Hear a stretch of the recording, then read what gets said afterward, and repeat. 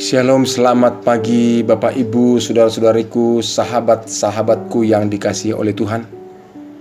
Kita bersyukur pada kesempatan hari ini, tanggal 25 November tahun 2021, karena Tuhan selalu menyediakan yang terbaik bagi kita, dan kita juga diberikan kesempatan untuk menikmatinya, mengalaminya, sehingga hari ini kita dapat melihat dan mengalami kehidupan yang Tuhan sediakan bagi kita. Bapak Ibu, saudara-saudaraku, sahabat yang dikasihi Tuhan, pada pagi hari ini saya terus mengajak Bapak Ibu untuk mengarahkan hati kepada Tuhan dengan cara merenungkan firman-Nya untuk membangun hidup kita, membangun iman kita, sehingga iman kita tetap kokoh di dalam menghadapi, menjalani kehidupan yang kita jalani. Karena ada kalanya Bapak Ibu dikasihi Tuhan, walaupun memang kita berjalan dalam kehendak Tuhan, tapi rintangan, persoalan bisa terjadi dalam kehidupan kita. Namun Bapak Ibu, ini yang membedakannya dengan yang lain. Jika kita percaya kepada Tuhan, walaupun ada persoalan, ada pergumulan, kita percaya juga bahwa Tuhan yang akan memberikan kekuatan dan pertolongan bagi kita. Tapi kalau iman itu menyimpang, iman itu beralih dari Yesus, maka kekalahan-kekalahan akan terjadi dalam kehidupan kita. Oleh karena itu Bapak Ibu dikasihi Tuhan, pagi hari ini saya mengajak Bapak Ibu membaca firman Tuhan, dan melaluinya saya akan menyampaikan renungannya bagi setiap kita untuk menjadi pegangan dan tuntunan bagi kehidupan kita. Firman Tuhan yang akan kita baca adalah dari Hakim-Hakim pasal yang kedua, ayat yang ke-10 sampai dengan ayat yang ke-14. Demikianlah firman Tuhan. Setelah seluruh angkatan itu dikumpulkan kepada nenek moyang mereka, atau kepada nenek moyangnya, dikatakan, bangkitlah sesudah mereka itu angkatan yang lain, yang tidak mengenal Tuhan ataupun perbuatan-perbuatan dilakukannya bagi bangsa Israel. Lalu orang Israel melakukan apa yang jahat di mata Tuhan, dan mereka beribadah kepada bara Baal. Mereka meninggalkan Tuhan, Allah nenek moyang mereka, yang telah membawa mereka keluar dari tanah Mesir, lalu mengikuti Allah lain dari antara Allah bangsa-bangsa di sekeliling mereka, dan sujud menyembah kepadanya, sehingga mereka menyakiti hati Tuhan. Demikianlah mereka meninggalkan Tuhan dan beribadah kepada Baal dan para Asyitoret. Ayat 14, maka bangkitlah murka Tuhan terhadap bangsa Israel. Ia menyerahkan mereka ke dalam tangan perampok dan menjual mereka kepada musuh di sekeliling mereka, sehingga mereka tidak sanggup lagi menghadapi musuh mereka. Ibu bapak dikasihi Tuhan, ini sesuatu yang sangat memprihatinkan, yang saya sebut atau saya istilahkan terjadinya penyimpangan iman. Bangsa Israel mengalami penyimpangan iman. Padahal kita sudah baca dalam Yosua pasal ke-24 ayat 31. Pada masa Yosua ada, mereka beribadah kepada Tuhan. Sepanjang zaman para tua-tua yang hidup lebih lama dari Yosua, dikatakan bangsa itu menyembah Tuhan. Mereka beribadah kepada Tuhan dengan sungguh-sungguh. Tetapi dalam bagian ayat ini Bapak Ibu dikasihi Tuhan, dikatakan setelah para tua-tua itu tidak ada, Yosua tidak ada, para tua-tua tidak ada, mereka akhirnya atau generasi yang tidak melihat pertolongan Tuhan dalam hidup mereka, mereka meninggalkan Tuhan. Ini sangat-sangat memprihatinkan. Artinya generasi ini adalah generasi yang lahir di Kanaan. Mereka tidak melihat mereka tidak mengenal Tuhan dan perbuatan-perbuatan yang dilakukan bagi mereka, karena mereka tidak melihat itu dalam kehidupan mereka. Tapi generasi yang melihat itu, mulai dari Mesir, di padang gurun, di sungai Yordan, itu semua sudah tidak ada. Dan apa yang terjadi? Dikatakan oleh firman Tuhan, bangsa Israel atau generasi itu, mereka melakukan yang jahat di mata Tuhan, beribadah kepada Baal, meninggalkan Tuhan, dan sujud menyembah Baal. Dan akibatnya Bapak Ibu dikasihi Tuhan, dikatakan tindakan bangsa itu, yaitu hati yang menyimpang dari Tuhan, iman yang menyimpang dari Tuhan, dikatakan membuat hati Tuhan sakit atau menyakiti hati Tuhan. Dalam ayat 12 dan 13 dikatakan mereka menyakiti hati Tuhan, dan juga akibatnya mereka membangkitkan murka Tuhan. Dan akibatnya juga apa? Membuat mereka mengalami kekalahan-kekalahan, tidak sanggup menghadapi musuh-musuh mereka. Mengapa ini terjadi? Prinsipnya adalah karena Tuhan tidak melakukan penyertaannya, tidak lagi memberikan perlindungannya, tidak melakukan lagi pertolongannya bagi bangsa yang tadinya mengalami kemenangan, pertolongan dari Tuhan. Tapi karena Tuhan mereka tinggalkan, karena mereka meninggalkan Allah, mereka imannya sudah menyimpang. Saya katakan penyimpangan iman telah terjadi. Maka Allah menarik diri dari mereka. Saudaraku dikasih Tuhan, ini hal yang sangat-sangat serius. Ini hal-hal yang sangat memprihatinkan. Ini bahkan hal yang sangat menyedihkan. Bagaimana satu bangsa bisa meninggalkan Allah? Bagaimana mungkin satu bangsa bisa murtad? Saya katakan murtad, saudara. Tapi itulah faktanya. Mereka meninggalkan Tuhan dan membuat hati Tuhan sakit.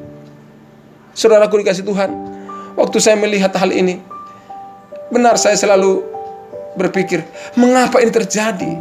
Tetapi waktu saya membawa diri saya dalam pertanyaan-pertanyaan itu, Tuhan mengingatkan saya, jangan bertanya tentang bangsa Israel mengapa itu terjadi. Mereka sudah menyakiti hati Tuhan. Mereka sudah menyembah Baal, meninggalkan Tuhan mereka. Jangan tanyakan itu mengapa terjadi. Tapi menjadi pertanyaannya, bagaimana dengan kondisi iman saya? Bagaimana dengan kondisi iman dari generasi-generasi yang ada di bawah saya? Yang saya maksudkan adalah tentang anak-anak saya dan juga tentang orang-orang yang ada lebih muda dari saya. Tapi Bapak Ibu dikasih Tuhan, sekaligus menjadi renungan dan pemikiran bagi kita, bagaimana kondisi iman kita hari-hari ini?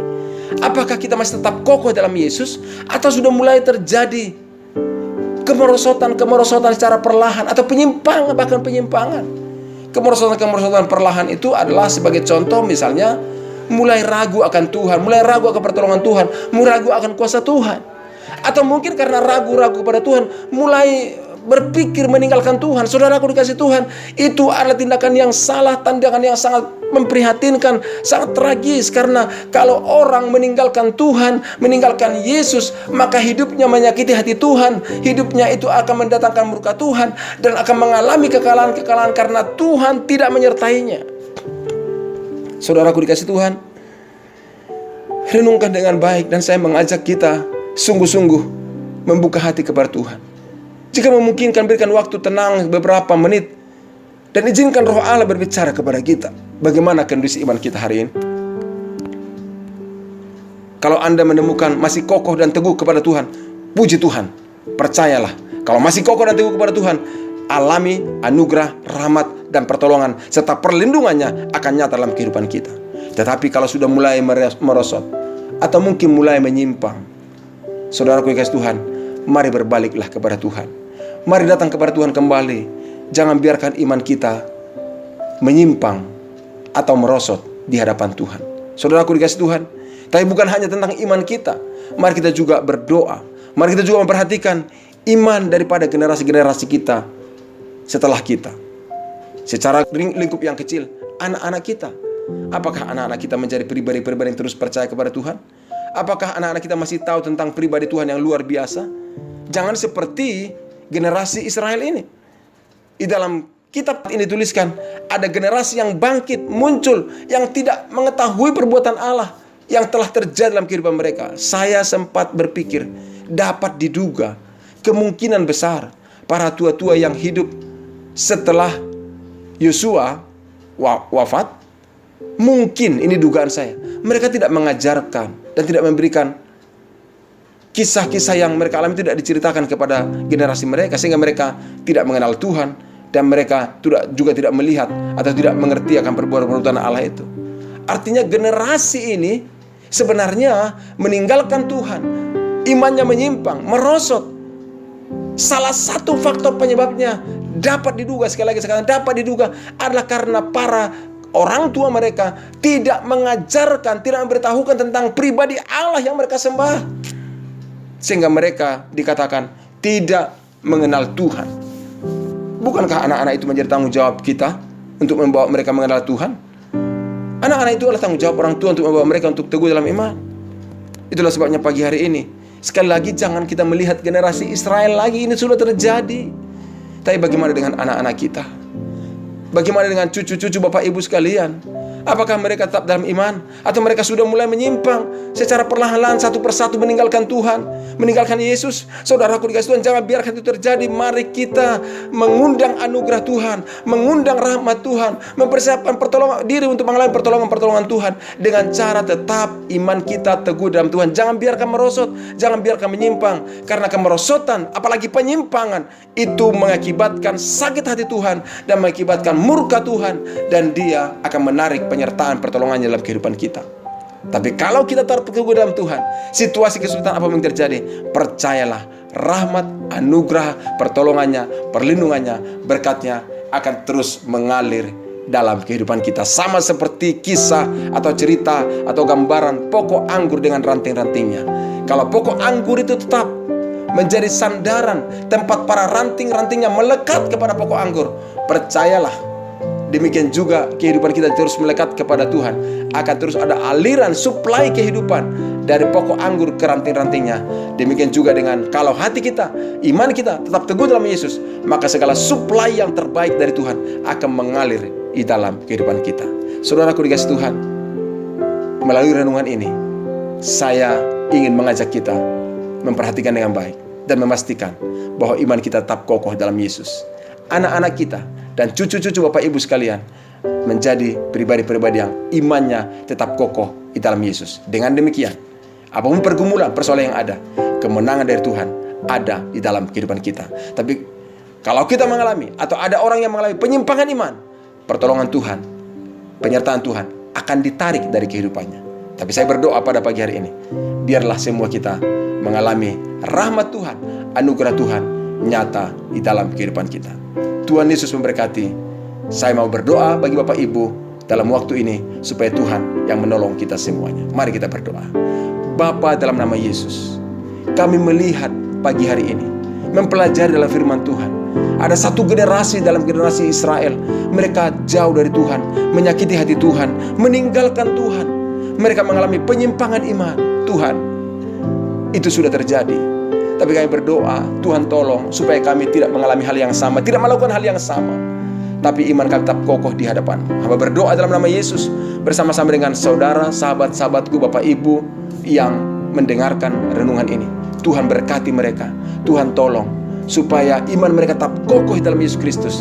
Karena kami percaya iman itu yang menjadi jaminan kekuatan, jaminan kemenangan, jaminan pertolongan Tuhan di dalam kehidupan kami. Tuhan, tolong dan sertailah kami semuanya supaya iman kami tetap kokoh di dalam Engkau. Terima kasih Bapa. Di dalam nama Yesus Kristus kami sambut hari ini dengan ucapan syukur dan iman yang terus berharap dan terarah kepada Tuhan. Dalam nama Yesus. Haleluya. Amin. Baik Bapak Ibu dikasih Tuhan, selamat pagi, salam sejahtera bagi kita semuanya. Mari kita sambut hari ini tanggal 25 November tahun 2021 menjadi hari yang penuh makna bagi kita. Tuhan Yesus memberkati kita semuanya. Shalom.